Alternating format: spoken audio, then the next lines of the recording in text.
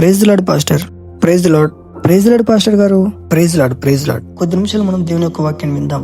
ఈ రోజు నేను మీతో మాట్లాడాలని ఆశపడుతున్న దివ్యమైన సందేశం, క్రైస్తవుడు సినిమాలు చూడొచ్చా లేదా.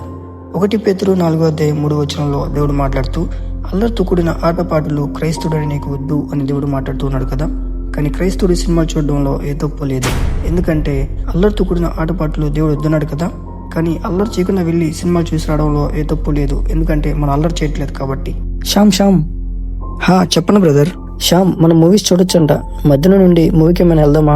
బ్రదర్, పాస్టర్ గారు చెప్పింది సత్యమైన వాక్యం కాదు బ్రదర్, అసత్యమైన వాక్యం బ్రదర్. అక్కడ వాక్యం చెప్పింది పాస్టర్ గారు అయితే పాస్టర్ గారి గురించి అలాంటివి ఏంటి శ్యామ్? మీరు సత్యమేదో అసత్యమేదో గ్రహించలేనంత స్థితిలో ఉన్నారు బ్రదర్.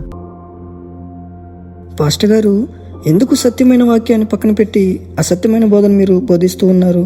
ఏంటేంటి? సేవలో నాకు 50 ఏళ్ళ అనుభవం ఉంది. 30 ఏళ్ళు కలిగిన ఓ యవనస్తుడివి నువ్వు నన్ను ప్రశ్నిస్తావా?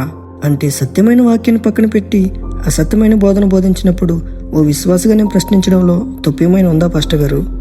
మీరు చెప్పండి. సత్యమైన వాక్యాన్ని పక్కన పెట్టి అసత్యమైన బోధన బోధించినప్పుడు ఓ విశ్వాసగా నేను ప్రశ్నించడంలో తప్పేమైనా ఉందా? మీ అభిప్రాయాన్ని కమెంట్లో తెలియజేయండి.